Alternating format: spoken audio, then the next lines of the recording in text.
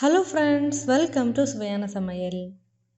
இன்றைக்கி நம்ம சுவையான சமையல் சேனலில் ரொம்பவே சுவையான உளுந்து வடை அதிகமாக எண்ணெய் குடிக்காமல் ரொம்பவே முறுமுறுப்பாக நம்ம வீட்டிலையே சுலபமாக எப்படி செய்கிறது அப்படிங்கிறத தான் பார்க்க போகிறோம். வாங்க வீடியோக்குள்ளே போகலாம். சுவையான சமையல் சேனலை நீங்கள் இன்னும் சப்ஸ்கிரைப் பண்ணலைன்னா சப்ஸ்கிரைப் பட்டனை கிளிக் பண்ணி சப்ஸ்கிரைப் பண்ணிக்கோங்க. கூடவே பக்கத்தில் வர பெல் ஐக்கானை கிளிக் பண்ணி ஆல் செலக்ட் பண்ணிக்கோங்க. இந்த சேனலில் வர வீடியோஸை மிஸ் பண்ணாமல் பாருங்கள். ஒரு பாத்திரத்தில் 2 கப் உளுந்து சேர்த்துக்கோங்க.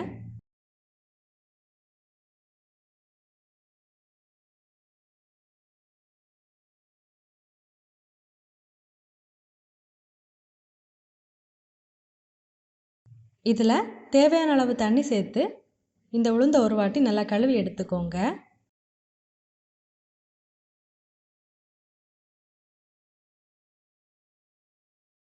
இப்போ இதில் தேவையான அளவு தண்ணி சேர்த்து இந்த உளுந்தை 1.5 மணி நேரம் தண்ணியில் நல்லா ஊற விட்டு எடுத்துக்கோங்க. பாருங்கள், உளுந்தை தண்ணியில் நல்லாவே ஊற விட்டு எடுத்தாச்சு. இப்போ இதில் இருக்கிற தண்ணியை நல்லா வடிகட்டி எடுத்துக்கோங்க. தண்ணியை வடிகட்டி எடுத்தாச்சு. இப்போ இந்த உளுந்தை கிரைண்டரில் சேர்த்து நல்லா அரைச்சி எடுத்துக்கோங்க.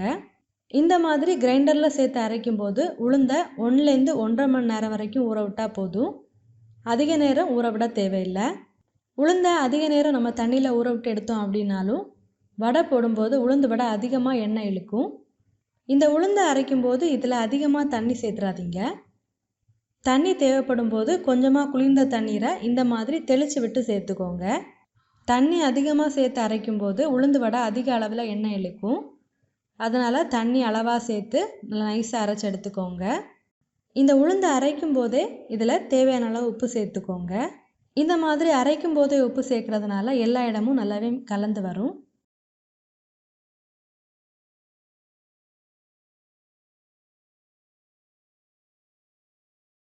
பாருங்கள், இந்த மாதிரி நல்லா நைஸாக அரைச்சி எடுத்துக்கோங்க. இப்போ இந்த மாவை ஒரு பவுலில் மாற்றி எடுத்துக்கோங்க. பாருங்கள், நம்ம அரைச்சி எடுத்துருந்த மாவை ஒரு பவுலில் எடுத்தாச்சு. ஒரு 12 நல்ல மிளகாய் லைட்டாக தட்டி எடுத்துருக்கேன், இதில் சேர்த்துடலாம். இது கூடவே ஒரு சின்ன துண்டு இஞ்சியை நல்லா பொடிசாக கட் பண்ணி இதில் சேர்த்துக்கோங்க. கூடவே உங்கள் காரத்துக்கு ஏற்ப பச்சை மிளகாவை கட் பண்ணி சேர்த்துக்கோங்க. நான் இதில் ஒரு பச்சை மிளகாய் எடுத்திருக்கேன். ஒரு வெங்காயம் கட் பண்ணி சேர்த்துக்கோங்க. இது கூடவே ஒரு 2 கொத்து கருவேப்பிலையை நல்லா பொடிசாக கட் பண்ணி சேர்த்துக்கோங்க.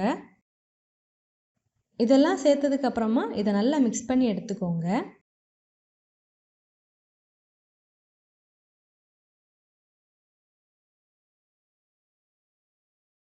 மாவோட பதம் பார்த்தீங்கன்னா இந்த மாதிரி கொஞ்சம் கெட்டியான பதத்தில் தான் இருக்கணும். இப்போ ஒரு கடாயில் தேவையான அளவு எண்ணெய் சேர்த்து நல்லா சூடு பண்ணிக்கோங்க. எண்ணெய் நல்லா சூடானதுக்கப்புறமா கையை தண்ணியில் நல்லா நனைச்சி எடுத்துக்கோங்க. இப்போ இந்த மாதிரி கொஞ்சமாக மாவு எடுத்து நல்லா உருட்டி நடுவில் ஒரு ஓட்டை போட்டு இந்த எண்ணெயில் சேர்த்துக்கோங்க. எண்ணெயில் சேர்க்கும்போது கையில் எண்ணெய் தெறிக்காமல் கொஞ்சம் கவனமாகவே சேர்த்துக்கோங்க. ஒவ்வொரு வாட்டி வடை போடுறதுக்கு முன்னாடியும் கையை தண்ணியில் நல்லா நனைச்சி எடுத்துக்கோங்க.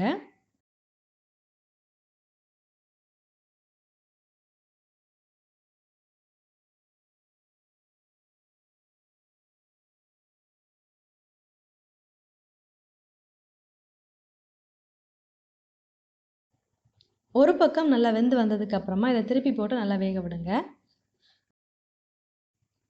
இந்த வடைகளை மிதமான தீயில வச்சே நல்லா வேக விடுங்க.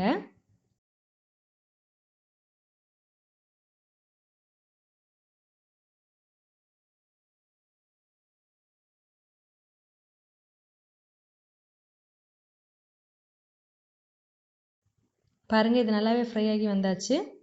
இப்போ இதை எடுத்துடலாம்.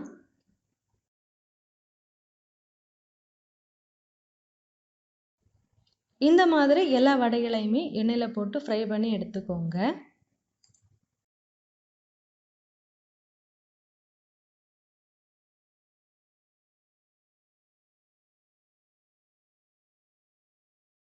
பாருங்கள், நம்மளோட உளுந்து வடை ரொம்பவே மொறுமொறுப்பாக சூப்பராக வந்திருக்கு. பாருங்கள், ரொம்பவே சுவையான உளுந்து வடை ரெடி ஆகிடுச்சு. நீங்களும் இந்த மாதிரி செஞ்சு பாருங்கள். செஞ்சு பார்த்ததுக்கப்புறமா உங்கள் கமெண்ட்ஸை மறக்காமல் எங்களோட ஷேர் பண்ணுங்கள். இந்த வீடியோ உங்களுக்கு யூஸ்ஃபுல்லாக இருந்துச்சு அப்படின்னா உங்கள் நண்பர்களோட பகிர்ந்து கொள்ளுங்கள். நீங்கள் இன்னும் நம்ம சுவையான சமையல் சேனலை சப்ஸ்கிரைப் பண்ணலைன்னா மறக்காமல் சேனலை சப்ஸ்கிரைப் பண்ணிக்கோங்க. இந்த மாதிரி சுவையான ஒரு ரெசிபியோட நான் உங்களை சந்திக்கிறேன். அது வரைக்கும் சுவையாக சமைங்க, சுவையாக சாப்பிடுங்க. நன்றி.